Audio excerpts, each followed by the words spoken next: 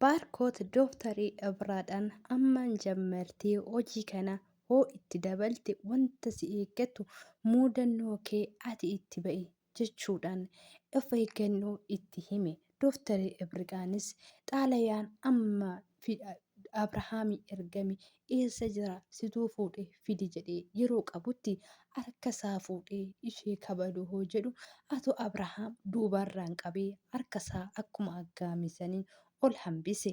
Yeroo kanatti dooftarii gisee inni bitu rukutuu jedhu Abrahaam akkamitti shamarran takka irratti harka kaastaa akkamitti maal jechuudha kun jechuudhaan itti dubbate.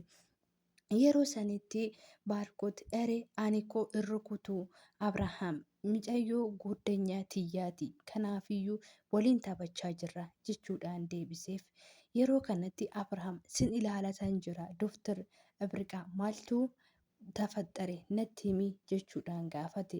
Yeroo kanatti dooftarri Abrahaam hoomtuyyuu hin tafaxxarre inni qaldii fi qubna gara adda baasee hin beeku jechuudhaan yeroo kanatti Baarkoot gateetti dooftarii Ibriqaa qabee akka ishiin hooma hin dubbanne sitti mee jira jechuudhaan as faraarra'e.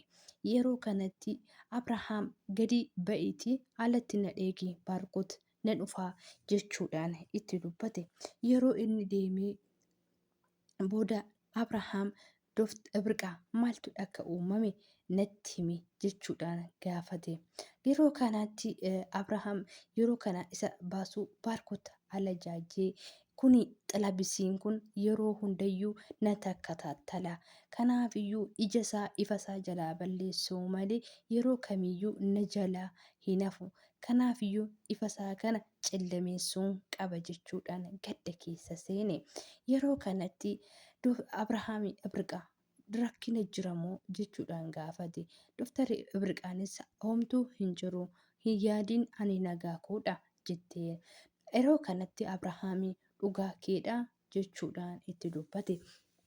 Eeyyee jettee deebistutti Abrahaam ani nan beeka nama mataa kan kee of eeguu danda'u yeroo rakkinni jiraate natti himi. Kanaafiyyuu na bilbilii jechuudhaan waraqaa maalummaa isaa ibsu kiisisaa keessaa fuudhee bakkan deemuu fi yeroon deemutti ardaaksha kiyya hunda waan ta'eef na bilbilii jechuudhaan itti dubbate.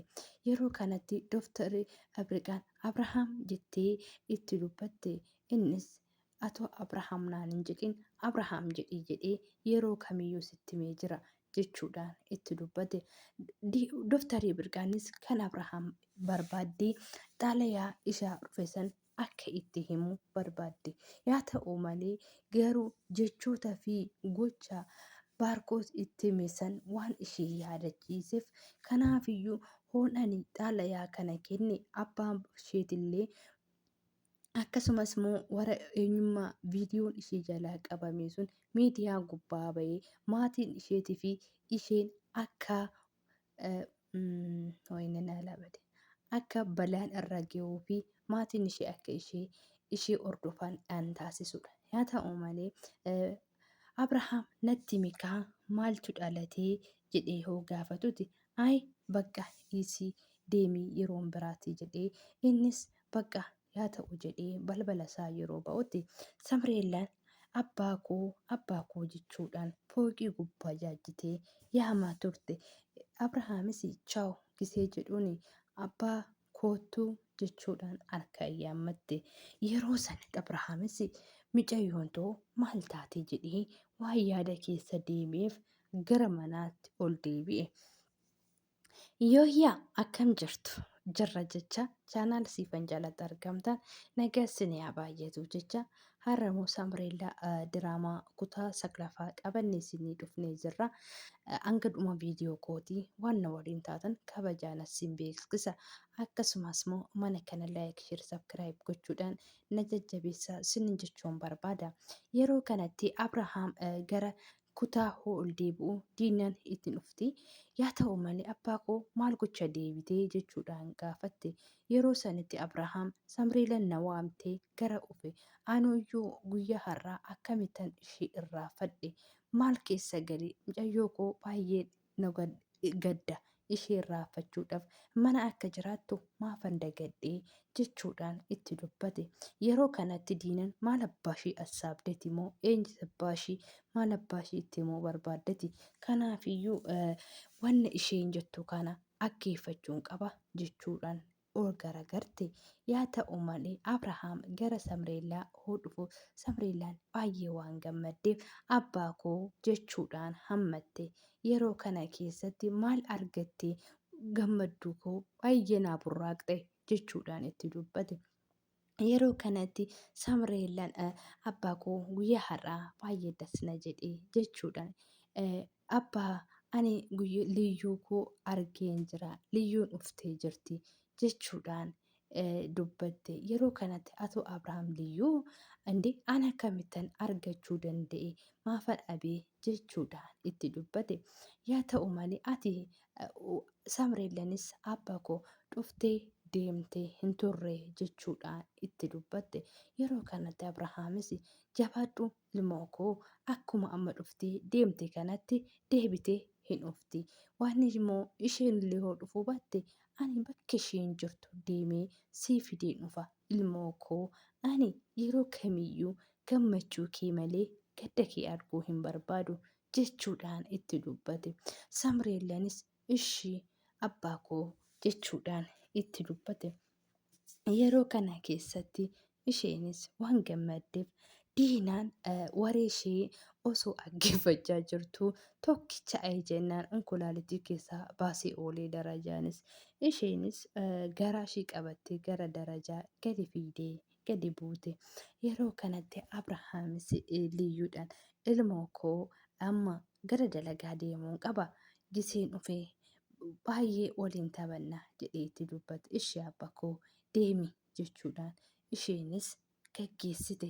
Yeroo kanatti diinaanis gisee inni gadi bu'u kottee isaa dhaggeeffattee baay'ee rakkina jiramoo jedhee gaafatte. Yeroo kanatti Abrahaam diinaa liyyuun dhuftee turte jedhee gaafate. Hin dhufne jechuudhaan itti dubbatte. Yeroo sanitti diinaan hin dhufne ani garuu moo bakka nani hojii ta'utti hoo dhufteeraatte wayin dooftar wayis baarkot natti himuu danda'ani ture garuu ani hin agarre jechuudhaan itti dubbata. Yeroo sanitti Abrahaamis indee eessaa fiddee kana natti himtere mucayyoon koo likkii miti eegana sammuu ishee keessatti kun hafee jira jechuudhaan itti dubbata. Diinaanis yeroo kanatti bakka yaadde ta'a wanti biraa hin jiru jechuudhaan itti dubbate. Abrahaamis kanaafiyyuu ani bakka isheen jirtu barbaadee fiduun qaba. Sababii kanaatiin mucayyoon ta'u akka na jalaa godda'amtu hin barbaadu jechuudhaan itti dubbate. Diinaanis yeroo kanatti waan baay'ee gadditee fi mucayyoon bakka sababii isheetiin mannuu qorree jira argamuu qabdi jechuudhaan yeroo itti dubbattutti Abrahaamis kana dubbatee gara hojii isaa deema. Yaa ta'u malee erga inni deemee booda diinaan mi'a dhuftuti wal ilaallaa jechuudhaan fokkoruu jammarte. Yeroo kanatti waan baay'ee aarteef bilbila kaastee gara baarkotitti dawwalti. Baarkotitti dawwalte seemnaa dhageessa miti Abrahaam dafiitii bakka biiroo isaa geessisiitii dafii gara manaa kootu jechuudhaan itti dubbatta. Baarkotis rakkina jiramoo maali jedhee gaafate. Eeyyee rakkinni muudannoo guddaa keessa jirra. Kanaafiyyuu gara manaa deebi'i jechuudhaan itti dubbata.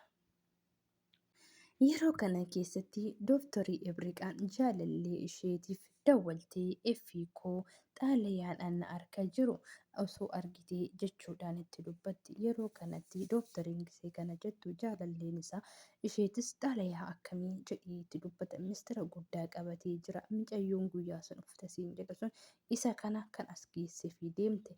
Yaa ta'u malee garuu akkamitti ardaashaan isheen asirra teechistee barbaada ishee deemee argachuu hin dandeenye jechuudhaan itti dubbata.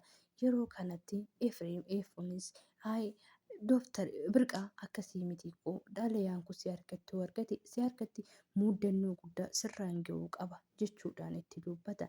Yaa ta'u malee mucayyittii ardaashaan isheen naa kennite hoon abiigessu mucayyoon ministira guddaa qabattee akka jirtu taradda'ee jira.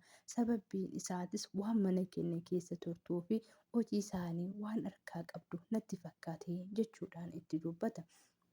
Yaa ta'u malee baarkoot bakka hojiitiin gahee yeroo deebi'utti akkas jettee gaafatte haati amma wanta ani siin jedhe silaa naaf hin dhageessu liyyuun mana kana dhuftee deemte kanaafiyyuu dubbii nu argaa fashala'aa jira jechuudhaan diinaan baarkootiin dubbatte amma dafiitoo kallattii fi eeddoo isheen jirtutti nama ishee eegumsa isheedha godhu taasisi jetteen innis ishee jedhee itti taasise maatii ishee irratti yeroo bilbilamutti harmee liyyuun jirtii nu agganaanye jechuudhaan harmeen ishii gara hojii akka deemte itti himte. Yaa ta'u malee harmeen ishii sa'aatii booda bilbiltee liyyuudhaan akka jarri biratti dawalan itti himte.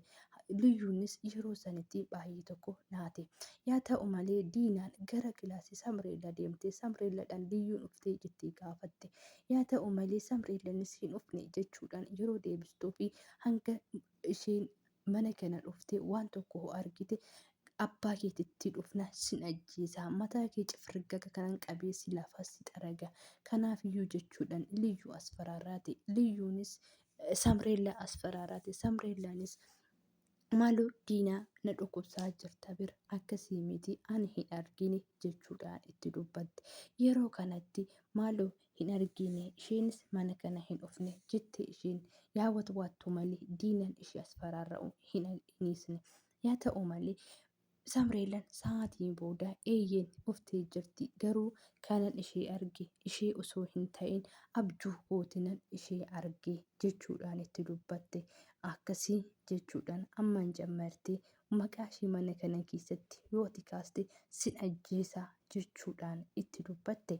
Eeyyeeka yeroo sanitti Dooftarri Ibriqaan maal godhi jettaan maal acanaannaqaa sammuun daa'imaa koo cinqatii fi boqonnaa hin danda'u boqonnaa argachuu qabdi maaf asfaraarraata jettee biraa baate. Yeroo sanitti diinaan mucayyoo kooti bira geesse kilaasii kana keessatti gaafate argamte anas naa godhu jechuudhaan ishee asfaraarraatee biraa baate. Eeyyanikaa jaalatamtoota kabajamtoota maatii siifan jaalatti argamtan kutaan saglaffaan isa kana fakkaata. Kutaa itti aanu hanga qabannee dhufnutti turtii gaarii baay'eessin jaaladha na jajjabeessaa.